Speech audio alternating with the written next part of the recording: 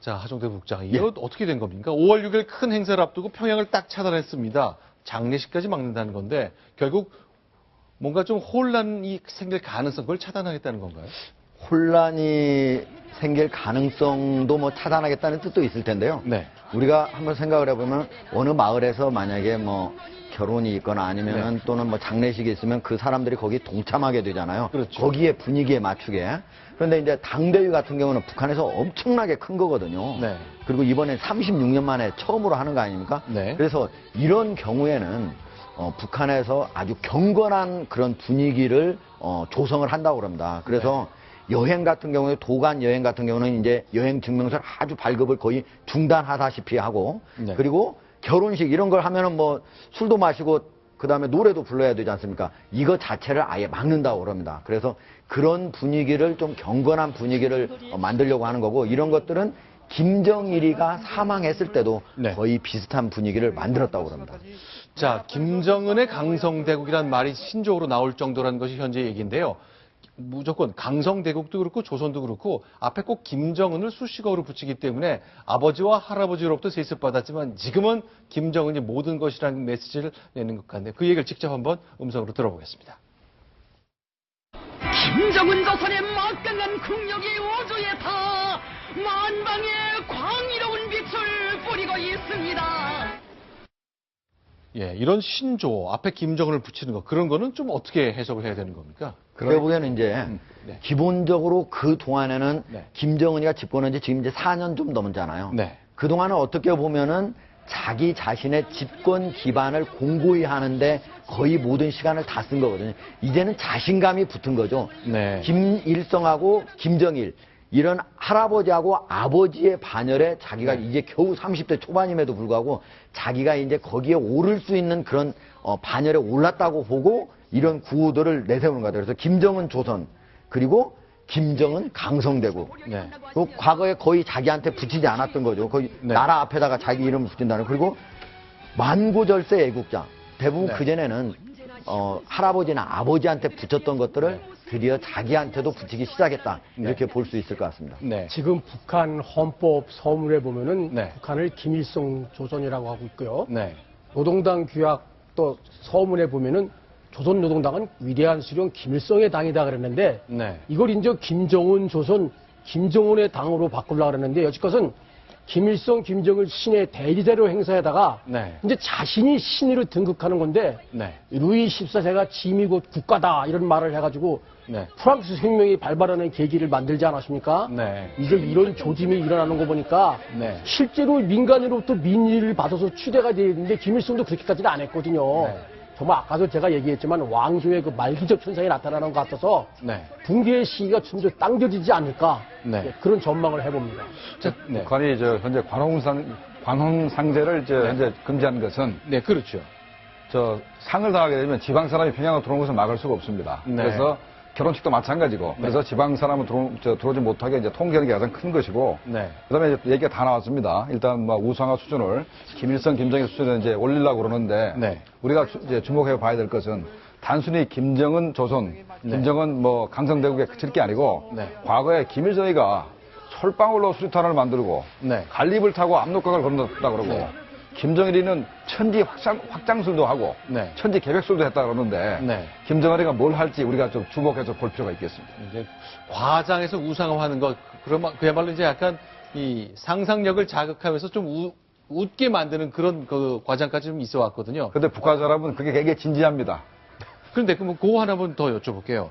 관원상제를 막았다는 것, 타 도시 사람이 평양에 지금 이 시점에 들어오는 것을 막는 것은 그건 왜 그런 거죠? 여러 가지로 봐야 됩니다. 우선은 저 행사를 하는데 외부 지금 가장 중요한 건 경호권입니다. 네. 지금 1호 행사를 하면서 어떤 일이 생길지 모르죠. 어떤 네. 누가 들어가서 테러를 할 수도 있고요. 그런데 장례식 같은 경우 하는 경우 되게 되면 관이 이동하게 되면 네. 거기에 여러 가지 숨길 수도 있죠. 네. 그래서 1호 행사이기 때문에 아주 조심하는 거고 제가 어제 네. 북한 요인들 다 모였을 때가 하나 기회가 될 수 있다 얘기했는데 저들도 알아요. 네. 그거를 조심하는 거니까 한번 지켜보죠. 어떤 일이 있는지 한번. 알겠습니다. 자, 일단 큰 행사를 여니까 뭐 일단 전국에서 모이는 사람, 중요한 당성 높은 사람 모이겠습니다만 선물도 주고 뭐 그러면서 이제 마음을 잡고 그러잖아요. 1980년에 열렸던 6차 대회 때 그 당시에 참석했던 사람들 얘기를 들어보니까 선물을 꽤 많이 주는 모양이네요. 어떤 예. 내용인가요?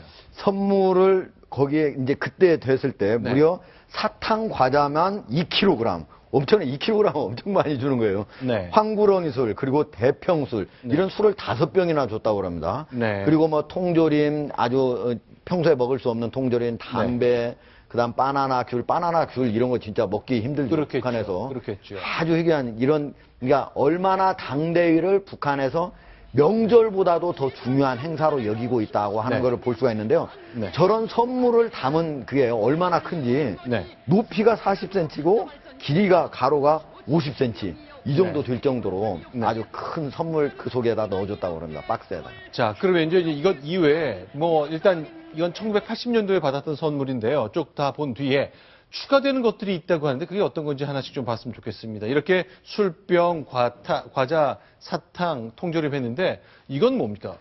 부자, 김일성, 김정일 부자를 만나는 저건 사람. 뭐냐면요. 예. 네. 김일성, 김정일 부자를 접견한 사람에 한해서 네. 그 사람들한테는 일본산 컬러 TV 네. 그리고 대동강표 소형 냉장고가 지급이 됐다고 합니다. 네. 그러니까 이건 진짜 엄청난 거죠. 네. 그리고 이제 당대회가 끝난 다음 날에 16일에 전체적으로 이제 평양시에 10만 명이 모여가지고 군중대회 일을 했는데 그걸 참관을 했고요. 군인들한테는 네. 아내한테 한복을 지급했다고 합니다. 자, 그러니까 결국 이렇게 충성심 유지하고 자, 결국 당신들은 이제 체제 안에 들어와 있으니 나한테 계속 충성하고 뭐 이런 메시지를 주고 싶은 것 같은데 그런데 그 당시 참석했던 분들의 얘기를 들어보니까 뭐 손톱을 뽑거나 하는 것 아주 이렇게까지 해야 될 필요가 있을까 싶은 생각이 많이 드네요. 손톱은 뭐 자기가 뽑은 건데 만약에 손톱을 안 뽑았으면 접견이 안 됐으니까. 근데 왜 그런 거죠? 그러니까 이 손톱 무접이 있으니까 김일성이나 김정일한테 옮긴다고 네. 손톱을 뽑은 것입니다. 근데 저거는 아무것도 아니고 실제로 네. 김일성, 김정일을 만나려면은 건강 검진을 해야 되고 네. 전염병이 전혀 없어야 됩니다. 그래서 피를 뽑아서 검사를 다 하고 아, 피까지 뽑아서 검사를 받아야 되고 가능한 거예요? 바로 직전에 손을 소독을 합니다. 악수를 하기 위해서. 네. 악수를 크레졸이나 이런 걸로 닦은 다음에 가서 악수를 하게 되어 있습니다. 사실 뭐 최근에 봐도 저도 여기서 방송하다 배웠습니다만 김정은 앞 옆에 다가가서 말할 때 이렇게 입을 가리고 하잖아요. 네. 그 침이 튀길까봐, 예, 침이 튀겨질까봐, 그, 최고 지도자에 대한 존경하는 마음으로, 이렇게, 우리는 그 보안 때문에 입 모양 노출되지 않을까봐 그랬다고 한번 오해하지 않았습니까? 네. 침이 튀길까봐 입을 이렇게 가리기도 하고, 네. 살짝 또 앉아가지고, 예, 그렇게도 하고 그렇게 한다. 반지 무릎 꿇는 듯 하죠. 김정은이 앞에서 네. 또 이제 군관들이나 고급 지도부에 있는 간부들이 입을 이제 가린 거는 김정은이가 워낙 그 간부들이 뭐 담배도 피고 술도 마신 다음에 이를 안 닦으니까 냄새가 많이 나니까 야 좀 이 좀 닦아라 그러면서 그 냄새가 그 김정은이한테 가지 않도록 하기 위한 그런 것도 있었습니다. 자, 일단 1980년 10월에 있었으니까 뭐 거의 36년 전 행사인데 당시 이제 김일성이 개회사도 하고 폐회사도 하고 그랬거든요. 다양한 얘기를 내놓습니다. 결국 이 얘기에 주목해야 될 것 같은데 이렇게 하면 1980년 10월에 한 얘기입니다.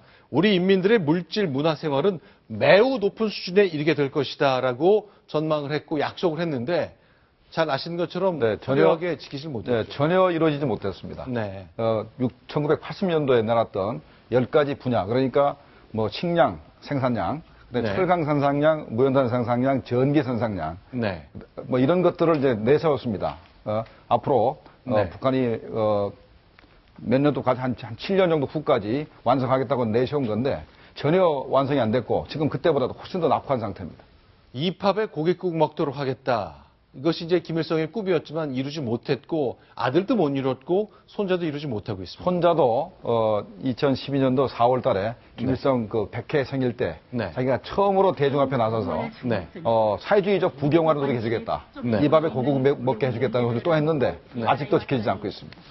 자, 사실 그때만 해도요, 4년 전입니다만, 우리 인민들이 더 이상 허리띠 졸라매는 일 없도록 하겠다는 말을 했을 때, 우리는, 뭔가 좀 바뀔 수 있겠구나 생각했지만 아주 혼났던 거죠. 전혀 바뀌지 않았고, 오히려 더한 길을 갔습니다만, 우리는 그 말 한마디에 좀 해석을 좀 달리 했었던 거죠. 자, 이렇게 시간이 흘렀습니다만, 36년 전에 김일성의 약속 이런 것들을 보면 참 공허하다는 느낌 많이 들게 되네요. 알겠습니다. 지금까지 이제 4가지 코너를 통해서 북한의 현재 상황을 좀 점검해 봤습니다. 일단 김정봉 교수님 여기서 인사를 좀 드리고요.